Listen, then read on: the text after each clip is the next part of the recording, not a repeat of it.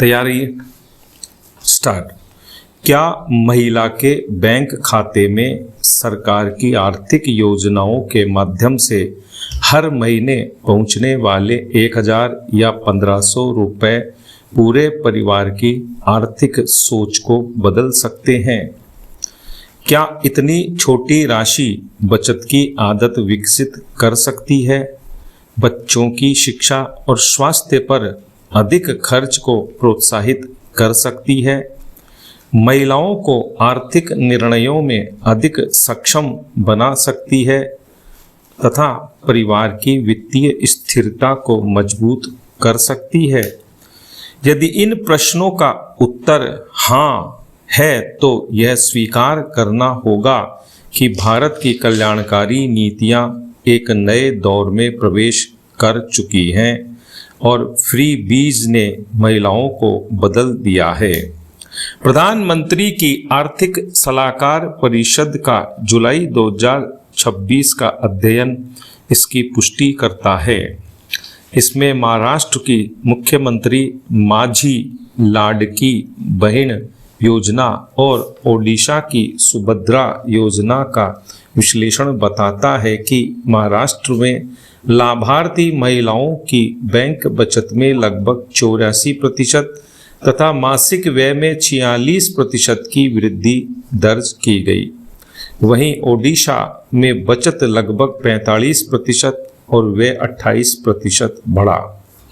खास बात यह है कि महिलाओं ने अतिरिक्त राशि का बड़ा हिस्सा भविष्य की जरूरतों के लिए बचाकर रखा है, जिससे स्पष्ट होता है कि ऐसी योजनाएं केवल आर्थिक सहायता नहीं बल्कि वित्तीय सशक्तिकरण का माध्यम भी बन रही हैं।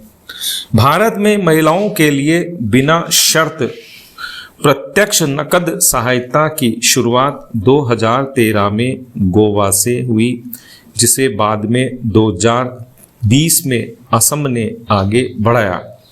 इसके बाद यह पहल कई राज्यों में फैलते हुए चुनावी वादों का भी हिस्सा बन गई।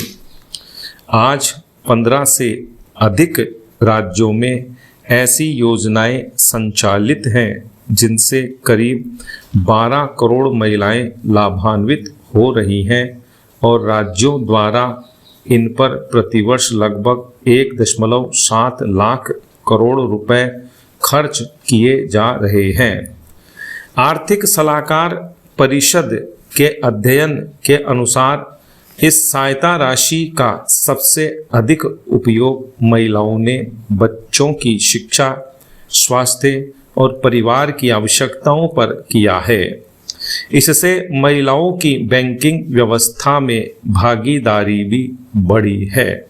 हालांकि महत्वपूर्ण प्रश्न यह भी है कि क्या इन योजनाओं का बढ़ता दायरा लंबे समय तक आर्थिक रूप से टिकाऊ रहेगा, क्योंकि ये सभी राज्यों के लिए अतिरिक्त वित्तीय बोझ है। इसलिए राजनीतिक प्रतिस्पर्धा के बीच इनका विस्तार आर्थिक विवेक और वित्तीय अनुशासन के साथ करना भी उतना ही आवश्यक है। 16वें वित्त आयोग के अनुसार बड़े पैमाने पर नकद सहायता योजनाओं पर होने वाला खर्च वर्ष 2018-19 के लगभग 3% से बढ़कर कुल राजस्व सब्सिडी के 20% से अधिक हो गया है। वहीं PRS लेजिस्लेटिव रिसर्च का आकलन है कि ऐसी योजनाएं चलाने वाले कई राज्यों पर राजस्व घाटे और बढ़ते ऋण का दबाव बढ़ सकता है।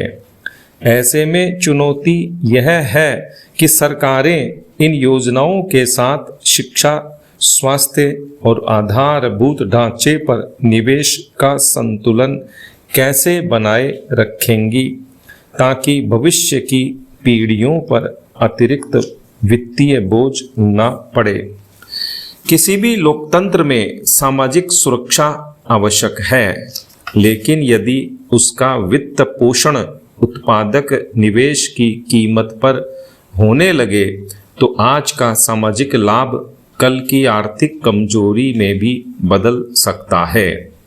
अब जरूरत है कि इस सहायता को महिला कौशल विकास, महिला उद्यमिता, महिला स्वरोजगार जैसी पहलों से जोड़ना होगा। यदि प्रत्यक्ष नकद सहायता महिलाओं की आय के साथ उनकी उत्पादक क्षमता भी बढ़ाए तो उसका आर्थिक और सामाजिक प्रभाव कई गुना अधिक होगा। केंद्र और राज्यों की विभिन्न योजनाओं का समन्वय भी आवश्यक है। सकारात्मक तथ्य ये भी है कि इन योजनाओं ने महिलाओं की आर्थिक भूमिका बदली है। इसने सिद्ध कर दिया है कि महिलाओं के हाथ में पहुंचा धन, बचत, सम्मान, निर्णय क्षमता और परिवार की आर्थिक सुरक्षा भी बढ़ाता है। अब चुनौती यह सुनिश्चित करने की है कि यह परिवर्तन आर्थिक आत्मनिर्भरता और टिकाऊ विकास का आधार बने। भारत की सफलता इस बात से तय होगी कि उस पैसे ने कितनी महिलाओं को आत्मनिर्भर बनाया। इसलिए आवश्यकता इन योजनाओं को अब अगले चरण में ले जाने की है। सार्वजनिक स्वास्थ्य के इतिहास में सबसे बड़ी भूलें तब हुई जब विज्ञान ने समय रहते चेतावनी दी, लेकिन नीतियां देर से बनी।